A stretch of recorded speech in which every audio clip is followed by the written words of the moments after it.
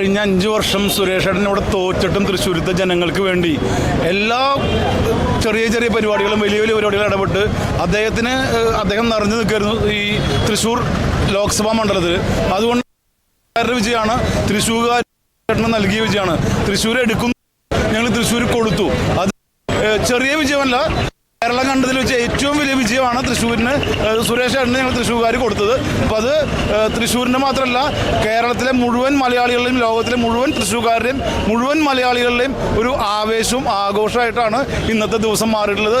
നാളെ വൈകിട്ട് 3 മണിക്ക് തൃശ്ശൂരും അല്ലെങ്കിൽ കേരളം കണ്ടതിൽ വെച്ച് ഏറ്റവും വലിയ ഒരു സന്തോഷ പരിപാടി, ആവേശ പരിപാടി, ആവേശം തൃശ്ശൂരിലുണ്ടാവും. കേരളത്തിൻ്റെ ആവേശം, ലോകത്തിൻ്റെ ആവേശം.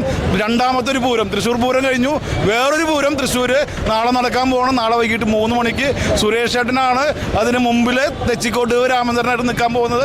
സുരേഷ് ഏട്ടൻ ആ കോല ഏറ്റി അദ്ദേഹം തന്നെയാണ് ഈ വലിയൊരു ആവേശത്തിന് തുടക്കം കുറിക്കുന്നത്. തൃശ്ശൂരിന് വരുന്ന 5 വർഷം വലിയൊരു മാറ്റമാണ് വരാൻ പോകുന്നത്. ആ മാറ്റം തൃശ്ശൂർക്കാർക്ക് ഇനിയുള്ള ദിവസങ്ങളിൽ നമുക്ക് കണ്ടറിയാൻ പറ്റും.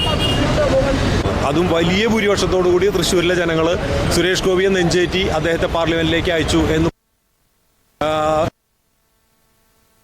അനുഭവിക്കാത്ത വലിയൊരു സന്തോഷമാണ് ഓരോ BJP പ്രവർത്തകനും ഇന്ന് അനുഭവിക്കുന്നത്.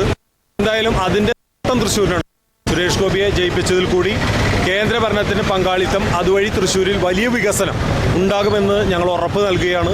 അദ്ദേഹത്തിന് വോട്ട് ചെയ്തിട്ടുള്ള തൃശ്ശൂരിലെ മുഴുവൻ ജനങ്ങൾ, ഭാരതീയ ജനതാ പാർട്ടിയുടെ പ്രവർത്തകർ, അനുഭാവികൾ മാത്രമല്ല, കമ്മ്യൂണിസ്റ്റ് പാർട്ടിയുടെ പ്രവർത്തകർ, കോൺഗ്രസിൻ്റെ പ്രവർത്തകർ, അവരെല്ലാം തന്നെ ഈ തെരഞ്ഞെടുപ്പിൽ സുരേഷ് ഗോപിക്ക് വോട്ട് ചെയ്തിട്ടുണ്ട്. എല്ലാ ജാതി മത സംഘടനകളും രാഷ്ട്രീയം നോക്കാതെ, മറ്റു പരിഗണനകളൊന്നും നോക്കാതെ സുരേഷ് ഗോപിയുടെ വിജയത്തിന് വേണ്ടി ഒളിഞ്ഞും തെളിഞ്ഞും തിരശ്ശീലയ്ക്ക് പിന്നിലും ഹൃദയത്തിൻ്റെ ഭാഷയിൽ നന്ദി പറയുക. സുരേഷ് ഏട്ടനെതിരെ കുറേ നെഗറ്റീവ് കാര്യങ്ങളൊക്കെ സോഷ്യൽ മീഡിയ അതുപോലെ കാര്യങ്ങളൊക്കെ ഉണ്ടായിരുന്നു വോട്ടിങ്ങിൻ്റെ സമയത്തൊക്കെ. അപ്പം അതിനൊക്കെ തരണം ചെയ്ത് ഇരട്ടി മധുരം, ഇരട്ടി വിജയം, എല്ലാവരും പേടിച്ച് വരച്ചിരിക്കാൻ തന്നെ പറയാം. അപ്പം അതിനെക്കുറിച്ച് എന്താ പറയുക, നെഗറ്റിവിറ്റി ഒക്കെ വന്ന അല്ല, സുരേഷ് ഗോപി ജയിക്കും എന്നുള്ളത് തുടക്കം മുതൽ ഇവിടുത്തെ കോൺഗ്രസ്സുകാർക്കും കമ്മ്യൂണിസ്റ്റുകാർക്കും ഒരു ധാരണ ഉണ്ടായിരുന്നു. അതുകൊണ്ട് അദ്ദേഹത്തിൻ്റെ വിജയത്തെ എങ്ങനെ തടയുക എന്നുള്ള ദുരുദ്ദേശത്തോടു കൂടി നിരവധി കുപ്രചരണങ്ങൾ ഗോപി കഴിച്ചു. അതിലൊന്നാണ് സുരേഷ് ഊർദ്ദമാതാവിന് ചെമ്പുകിരീടാണ് നൽകിയത് എന്നുള്ള കള്ളപ്രചരണം. അത് കള്ളപ്രചരണമാണ് എന്നുള്ളത് പിന്നീട് തെളിഞ്ഞു. അതുപോലെ തന്നെ അദ്ദേഹത്തിൻ്റെ സ്ത്രീ പീഡന കേസിൽ കുടുക്കി, ഒരു സഹോദരിയെ പോലെ അദ്ദേഹത്തിൻ്റെ പെരുമാറ്റത്തെ തെറ്റിദ്ധരിപ്പിച്ച് പീഡന കേസിൽ അദ്ദേഹത്തെ കണ്ണൂരിൽ പണം നഷ്ടപ്പെട്ട ആളുകൾക്ക് വേണ്ടി അദ്ദേഹം പദയാത്ര നടത്തിയതിൻ്റെ പേരിൽ അദ്ദേഹത്തെ കള്ളക്കേസിൽ കുടുക്കി.